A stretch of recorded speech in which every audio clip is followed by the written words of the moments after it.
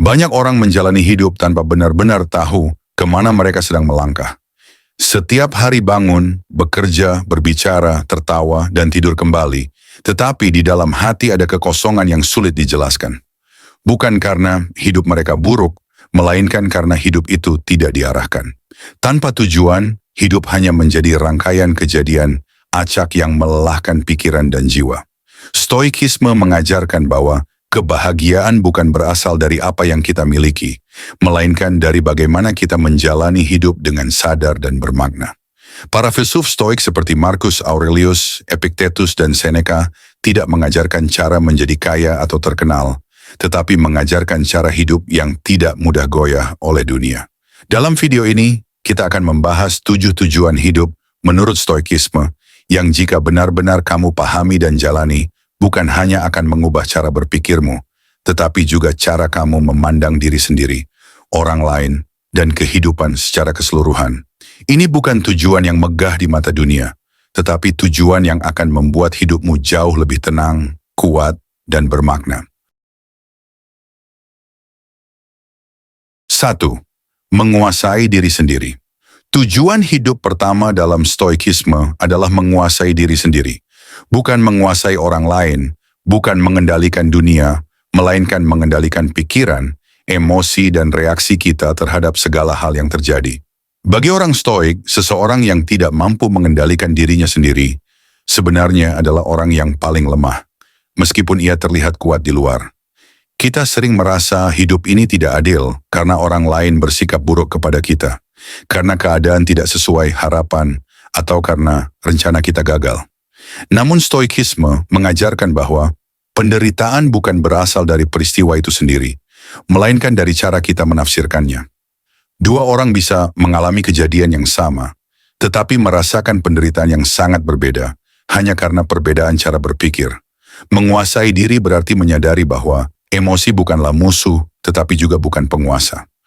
Marah, kecewa, sedih, dan takut adalah reaksi alami. Namun ketika emosi itu dibiarkan mengambil alih kendali, kita kehilangan kebebasan sejati. Kita menjadi budak dari pikiran kita sendiri. Epictetus mengatakan, bukan peristiwa yang mengganggu manusia, melainkan penilaiannya terhadap peristiwa itu. Ketika seseorang mampu menahan diri untuk tidak bereaksi secara impulsif, disitulah kekuatan sejati muncul. Diam ketika diprovokasi, tenang ketika dihina, dan berpikir jernih ketika situasi kacau. Tujuan hidup ini akan mengubah hidupmu karena kamu tidak lagi menggantungkan ketenangan pada sikap orang lain. Kamu tidak lagi mudah tersinggung, tidak mudah terpancing emosi, dan tidak mudah kehilangan kendali hanya karena hal-hal kecil. Hidupmu menjadi lebih stabil karena pusat kendalinya ada di dalam dirimu sendiri, bukan di luar. Namun menguasai diri bukanlah sesuatu yang terjadi dalam semalam. Ini adalah latihan seumur hidup. Setiap hari dunia akan mengujimu. Akan selalu ada orang yang berbicara tanpa berpikir, keadaan yang tidak sesuai harapan, dan situasi yang membuat emosimu terguncang. Stoikisme tidak mengajarkan untuk menghindari semua itu, melainkan menghadapinya dengan kesadaran penuh. Menguasai diri berarti memberi jarak antara stimulus dan respons. Ketika sesuatu terjadi, kamu tidak langsung bereaksi. Kamu berhenti sejenak, mengamati pikiranmu, lalu memilih respons yang paling bijak. Di jeda itulah kebebasan berada. Orang yang bereaksi secara impulsif mungkin terlihat jujur, tetapi sesungguhnya ia tidak merdeka. Banyak konflik dalam hidup sebenarnya terjadi bukan karena masalah besar, tetapi karena ketidakmampuan seseorang mengendalikan diri. Kata-kata kasar yang terlontar saat marah, keputusan gegabah karena emosi sesaat, dan penyesalan yang datang terlambat. Stoikisme hadir untuk memutus siklus ini. Marcus Aurelius, seorang kaisar Romawi sekaligus filsuf Stoik, menulis bahwa kekuatan sejati adalah tetap tenang di tengah kekacauan. Bukan karena kamu tidak merasakan apapun, tetapi karena kamu tidak membiarkan perasaan itu menguasai dirimu. Kamu tetap bertindak sesuai akal dan nilai, bukan dorongan sesaat. Menguasai diri juga berarti mengenal dirimu sendiri. Kamu memahami apa yang mudah memancing emosimu, apa yang membuatmu lemah, dan di mana batasanmu. Kesadaran ini bukan untuk menyalahkan diri, tetapi untuk melindungi dirimu dari keputusan yang merugikan. Ketika kamu menguasai diri, hidupmu tidak lagi mudah dikendalikan oleh opini orang lain. Pujian tidak membuatmu tinggi hati, dan hinaan tidak membuatmu hancur. Kamu tetap berdiri tegak, karena penilaian terpenting datang dari dirimu sendiri. Inilah tujuan hidup stoik yang paling mendasar. Karena tanpa penguasaan diri, semua tujuan lain akan rapuh. Namun ketika kamu berhasil menguasai dirimu, kamu memiliki fondasi yang kuat untuk menjalani hidup dengan tenang, bermartabat, dan penuh kendali. 2. Hidup selaras dengan nilai kebajikan.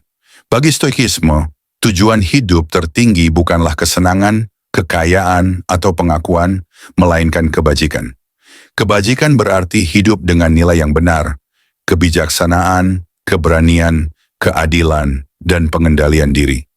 Tanpa kebajikan, hidup akan selalu terasa kosong, seberapapun banyaknya hal yang kita miliki.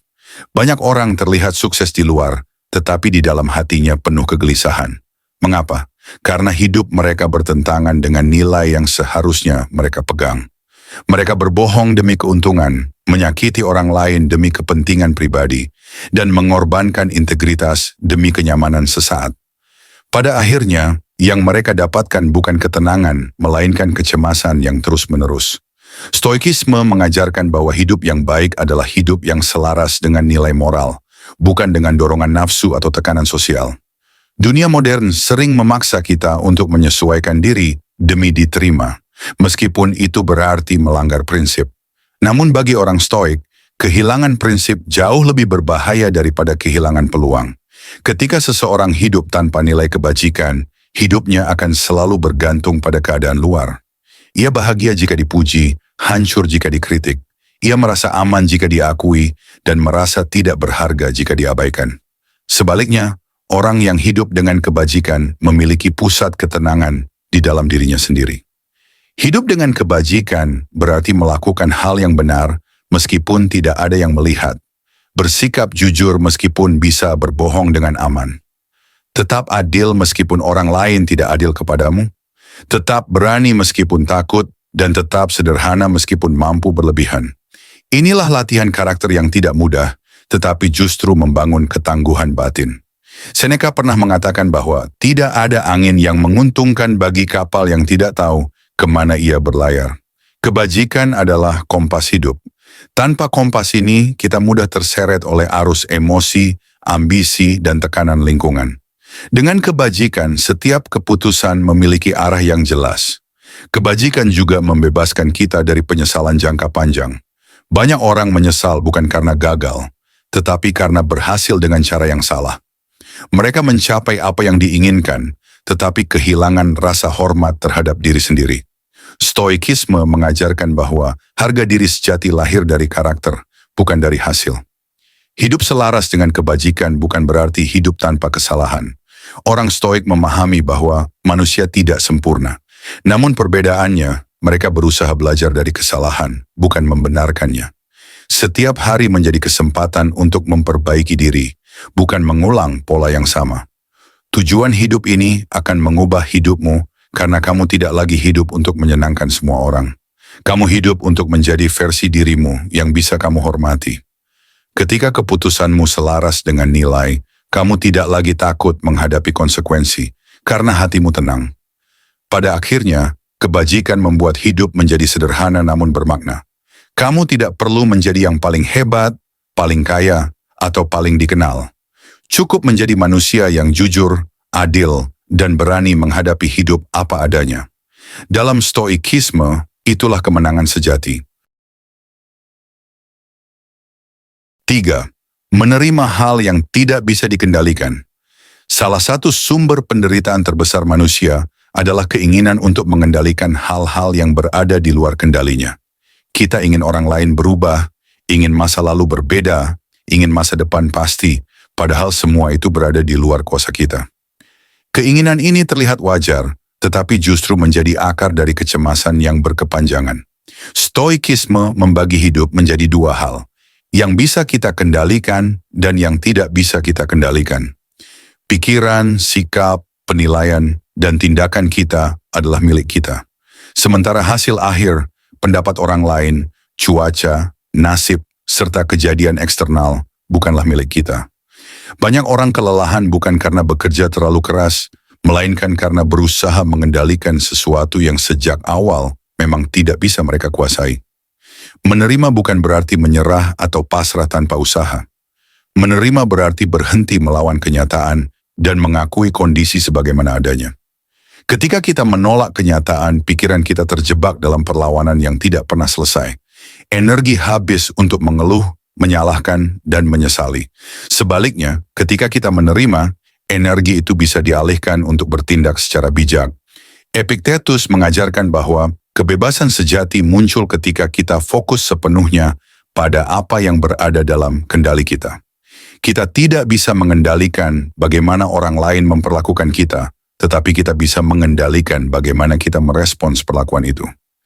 Kita tidak bisa mengendalikan hasil akhir, tetapi kita bisa mengendalikan usaha dan sikap kita sepanjang proses. Banyak penderitaan lahir dari pikiran seharusnya. Hidup seharusnya adil. Orang seharusnya mengerti. Keadaan seharusnya berjalan sesuai rencana. Stoikisme mengajak kita untuk mengganti kata seharusnya dengan inilah yang terjadi. Perubahan kecil dalam cara berpikir ini mampu mengurangi beban mental secara drastis. Marcus Aurelius menulis bahwa alam semesta tidak pernah salah. Yang sering salah adalah penilaian kita terhadap peristiwa. Ketika sesuatu terjadi di luar harapan, kita merasa dikhianati oleh hidup. Padahal hidup tidak pernah berjanji akan mengikuti keinginan kita. Menerima kenyataan adalah bentuk kedewasaan emosional yang jarang dimiliki banyak orang. Menerima hal yang tidak bisa dikendalikan juga membuat kita lebih tahan terhadap kekecewaan. Kita tidak lagi menaruh kebahagiaan pada hasil yang belum tentu tercapai. Kita mulai menghargai proses dan usaha, bukan semata-mata hasil. Dengan cara ini, kegagalan tidak menghancurkan harga diri, dan keberhasilan tidak membuat kita sombong. Dalam praktiknya, menerima kenyataan berarti berkata pada diri sendiri, "Aku akan melakukan yang terbaik dan sisanya aku lepaskan." Kalimat ini sederhana, tetapi sangat membebaskan. Kita berhenti memikul beban yang bukan milik kita. Kita tetap bertanggung jawab, tetapi tidak lagi tersiksa oleh hal-hal di luar jangkauan. Tujuan hidup ini akan mengubah hidupmu karena kamu tidak lagi menghabiskan waktu untuk melawan takdir. Kamu belajar bekerja sama dengan kenyataan. Ketika satu pintu tertutup, kamu tidak duduk meratapi, tetapi mencari pintu lain yang masih bisa dibuka. Hidup menjadi lebih tenang, bukan karena masalah hilang, tetapi karena kamu tidak lagi berperang dengan apa yang tidak bisa kamu ubah. Dengan menerima hal yang tidak bisa dikendalikan, kamu justru mendapatkan kendali yang paling penting. Kendali atas dirimu sendiri. Dan disitulah, menurut Stoikisme, kebebasan sejati berada. 4. Hidup sederhana dan tidak berlebihan. Stoikisme mengajarkan bahwa semakin banyak keinginan, semakin besar penderitaan. Hidup sederhana bukan berarti miskin, melainkan tidak diperbudak oleh keinginan yang tidak perlu. Orang yang hidup sederhana memiliki kebebasan yang jauh lebih besar daripada orang yang hidup berlebihan, karena ia tidak menggantungkan kebahagiaannya pada hal-hal eksternal yang rapuh. Di zaman modern, hidup berlebihan sering disamarkan sebagai tanda kesuksesan. Kita diajarkan untuk membeli lebih banyak, mengejar lebih tinggi, dan memamerkan pencapaian agar diakui. Tanpa disadari, gaya hidup seperti ini menciptakan tekanan batin yang konstan. Kita takut tertinggal, takut terlihat kurang, dan takut kehilangan status. Stoikisme hadir sebagai penawar dari kegelisahan ini. Hidup sederhana berarti mampu membedakan antara kebutuhan dan keinginan. Banyak hal yang kita kejar sebenarnya tidak benar-benar kita butuhkan, melainkan hanya ingin kita miliki agar terlihat lebih bernilai di mata orang lain. Ketika kebahagiaan bergantung pada pengakuan eksternal, hidup menjadi tidak stabil. Sedikit perubahan saja bisa membuat kita merasa tidak cukup. Para filsuf Stoik melatih diri mereka untuk hidup dengan cukup, bukan berlebihan. Bukan karena mereka membenci kenyamanan, tetapi karena mereka tidak ingin kenyamanan menguasai mereka. Seneca pernah menulis bahwa orang yang paling miskin adalah orang yang menginginkan lebih dari yang ia butuhkan. Semakin banyak keinginan, semakin besar ketakutan akan kehilangan. Hidup sederhana juga melatih ketangguhan mental.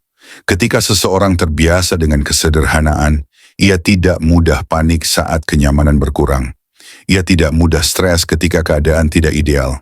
Justru, ia lebih siap menghadapi perubahan hidup karena ia tidak menggantungkan identitasnya pada hal-hal yang bisa hilang kapan saja. Kesederhanaan bukan tentang menolak kemajuan, melainkan tentang mengendalikan diri. Kamu boleh memiliki sesuatu, selama sesuatu itu tidak memiliki dirimu. Ketika barang, jabatan, atau gaya hidup mulai menentukan harga dirimu, disitulah masalah muncul. Stoikisme mengingatkan bahwa nilai manusia tidak diukur dari apa yang ia miliki, tetapi dari siapa dirinya. Hidup sederhana membuat pikiran lebih jernih. Kamu tidak lagi sibuk membandingkan hidupmu dengan kehidupan orang lain. Kamu mulai menikmati apa yang ada di depanmu, bukan terus mengejar apa yang ada di luar jangkauan. Dalam kesederhanaan, kamu menemukan ruang untuk bernapas, berpikir, dan bersyukur. Tujuan hidup ini akan mengubah hidupmu, karena kamu berhenti mengejar hal-hal yang tidak pernah benar-benar memuaskan. Kamu mulai menghargai ketenangan, waktu luang, dan kesehatan mental. Hidup tidak lagi terasa sebagai perlombaan tanpa akhir, melainkan perjalanan yang bisa kamu nikmati dengan penuh kesadaran. Pada akhirnya, hidup sederhana bukanlah pengorbanan, melainkan pembebasan. Kamu melepaskan beban yang tidak perlu agar bisa berjalan lebih jauh dengan hati yang lebih ringan. Dan dalam stoikisme, kebebasan batin seperti inilah yang menjadi sumber kebahagiaan sejati. 5. Menjadi manusia yang berguna. Stoikisme memandang manusia sebagai makhluk sosial. Tujuan hidup bukan hanya tentang diri sendiri, tetapi juga tentang kontribusi kepada sesama. Hidup yang hanya berpusat pada diri sendiri, meskipun terlihat nyaman, pada akhirnya akan terasa sempit dan hampa. Manusia membutuhkan makna yang lahir dari hubungan dan peran di dalam masyarakat. Banyak orang mengejar kesuksesan demi pengakuan pribadi, tetapi setelah mencapainya justru merasa kosong. Mengapa hal ini terjadi? Karena keberhasilan yang hanya dinikmati sendiri tidak memberikan kepuasan jangka panjang. Stoikisme mengajarkan bahwa makna hidup tumbuh ketika keberadaan kita membawa manfaat bagi orang lain, sekecil apapun bentuknya. Menjadi manusia yang berguna tidak selalu berarti melakukan hal besar. Tidak harus menyelamatkan dunia, tidak harus mengubah banyak orang. Kadang, kegunaan terbesar hadir dalam bentuk yang sederhana. Mendengarkan dengan tulus, bersikap adil di tempat kerja, atau tidak menyakiti orang lain demi keuntungan pribadi. Dalam pandangan Stoik, tindakan kecil yang konsisten jauh lebih bernilai daripada niat besar yang jarang diwujudkan. Marcus Aurelius menulis bahwa manusia diciptakan untuk saling membantu, seperti tangan dan kaki yang bekerja bersama. Ketika seseorang hidup hanya untuk dirinya sendiri, ia sebenarnya sedang melawan kodrat alaminya. Hidup yang selaras dengan alam berarti menyadari bahwa kita adalah bagian dari sesuatu yang lebih besar dari ego pribadi. Menjadi berguna juga berarti menjalankan peran hidup dengan penuh tanggung jawab. Apapun posisi kita, sebagai anak, orang tua, pekerja, pemimpin, atau anggota masyarakat, setiap peran memiliki kewajiban moral. Stoikisme tidak mengajarkan untuk memilih peran yang paling menguntungkan, tetapi menjalankan peran yang ada dengan sebaik mungkin. Ketika kamu fokus menjadi berguna, kamu berhenti terobsesi pada penilaian orang lain. Kamu tidak lagi bertanya, apakah aku terlihat hebat, melainkan apakah tindakanku membawa manfaat? Pergeseran fokus ini membuat hidup lebih ringan dan bermakna. Kamu tidak mudah tersinggung karena tujuanmu bukan pujian, melainkan kontribusi. Menjadi manusia yang berguna juga membentuk kerendahan hati. Kamu menyadari bahwa hidup bukan panggung untuk memamerkan diri, melainkan kesempatan untuk berbuat baik. Kamu tidak menunggu kondisi sempurna untuk memberi, karena kamu tahu bahwa setiap hari selalu ada kesempatan untuk bermanfaat. Tujuan hidup ini akan mengubah hidupmu, karena kamu tidak lagi hidup hanya untuk dirimu sendiri. Ketika hidupmu memiliki dampak positif, meskipun kecil, kamu merasakan kepuasan batin yang tidak bisa dibeli oleh materi. Hidup menjadi lebih bermakna, bukan karena kamu mendapatkan lebih banyak, tetapi karena kamu memberi lebih banyak. Dalam stoikisme, hidup yang baik adalah hidup yang memberi nilai bagi sesama. Dan ketika kamu menjadi manusia yang berguna, kamu akan menyadari bahwa makna hidup tidak pernah jauh. Ia selalu hadir dalam tindakan sederhana yang dilakukan dengan niat yang benar. 6. Melatih pikiran setiap hari. Bagi stoikisme, pikiran adalah medan latihan utama. Pikiran yang tidak dilatih akan mudah dikuasai oleh ketakutan, kekhawatiran, emosi negatif, dan prasangka yang keliru. Banyak orang merasa hidupnya kacau bukan karena kenyataan yang mereka hadapi terlalu berat, tetapi karena pikiran mereka tidak pernah dilatih untuk menghadapi kenyataan dengan jernih. Stoikisme mengajarkan bahwa kualitas hidup sangat ditentukan oleh kualitas pikiran. Pikiran yang terlatih mampu melihat masalah dengan lebih tenang, sementara pikiran yang liar akan membesar-besarkan hal kecil hingga terasa menghancurkan. Karena itulah, para filsuf Stoik menekankan pentingnya latihan batin setiap hari, bukan hanya ketika masalah datang. Melatih pikiran bukan berarti menghindari emosi, tetapi belajar memahami dan mengelolanya. Setiap hari, pikiran kita dibombardir oleh informasi, opini, dan perbandingan sosial yang melelahkan. Tanpa latihan kesadaran, kita mudah terseret arus kecemasan yang bahkan tidak kita sadari asal-usulnya. Marcus Aurelius menuliskan refleksi pribadinya setiap hari sebagai bentuk latihan pikiran. Ia menasihati dirinya sendiri, mengingatkan akan nilai kebajikan, dan menenangkan batinnya sebelum menghadapi dunia. Ini menunjukkan bahwa bahkan seorang kaisar pun merasa perlu melatih pikirannya agar tidak dikuasai oleh tekanan dan ego. Melatih pikiran berarti meluangkan waktu untuk refleksi diri.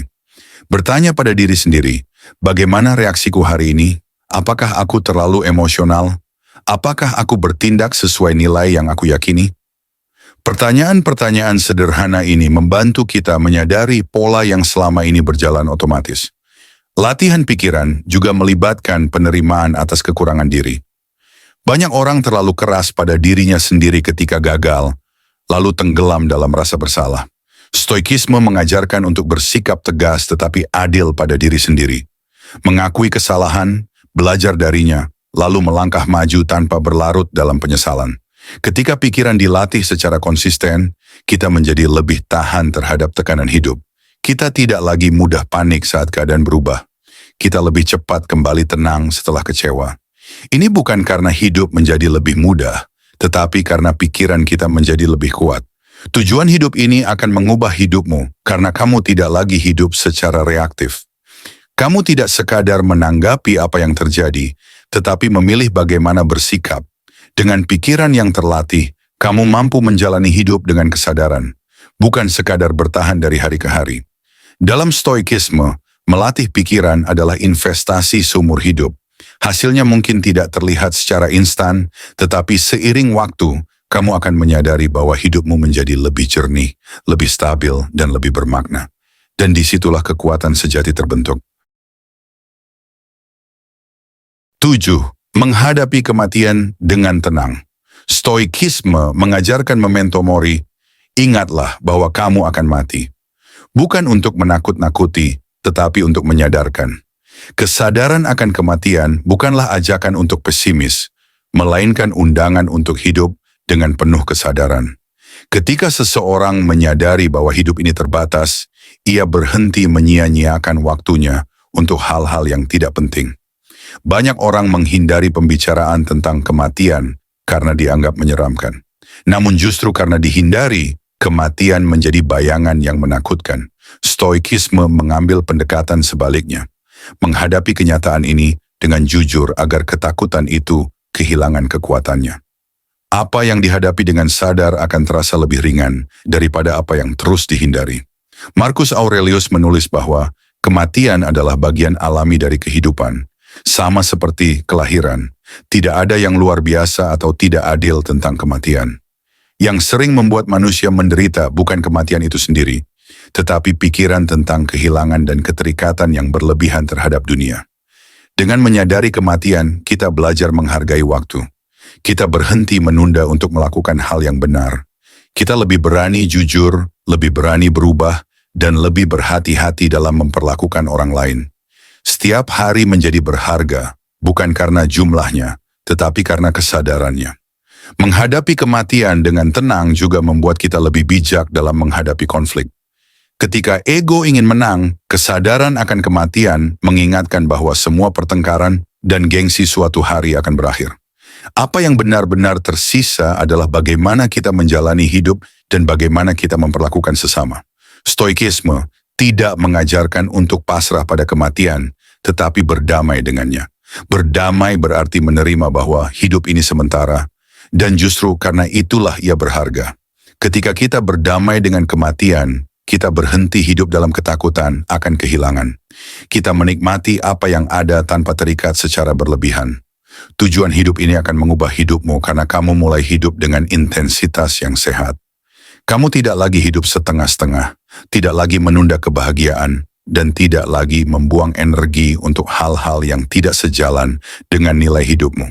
Setiap keputusan menjadi lebih sadar. Dalam stoikisme, orang yang siap menghadapi kematian adalah orang yang benar-benar siap menjalani hidup. Ia tidak takut kehilangan, karena ia tahu bahwa segala sesuatu bersifat sementara. Dengan kesadaran ini, hidup menjadi lebih jujur, lebih sederhana, dan lebih bermakna. Stoikisme tidak mengajarkan cara hidup tanpa masalah, tetapi mengajarkan cara hidup yang tidak hancur oleh masalah. 7 tujuan hidup yang telah kita bahas bukanlah janji kebahagiaan instan, melainkan fondasi untuk membangun ketenangan batin yang kokoh. Ketika kamu menguasai diri, hidup selaras dengan kebajikan, menerima hal yang tidak bisa dikendalikan, dan hidup sederhana, kamu berhenti bergantung pada dunia luar untuk merasa cukup. Dengan menjadi manusia yang berguna, melatih pikiran setiap hari, dan menghadapi kematian dengan tenang, hidupmu tidak lagi berjalan tanpa arah. Kamu mulai hidup dengan kesadaran, bukan sekadar mengikuti arus. Masalah tetap datang, kegagalan tetap terjadi, tetapi kamu tidak lagi mudah goyah karena pusat kendali hidupmu ada di dalam dirimu sendiri. Pada akhirnya, tujuan hidup menurut stoikisme bukanlah untuk menjadi hebat di mata dunia, melainkan menjadi kuat di dalam diri. Ketika pikiranmu tenang, nilai hidupmu jelas dan hatimu tidak lagi diperbudak oleh hal-hal yang fana, hidup pun terasa lebih bermakna.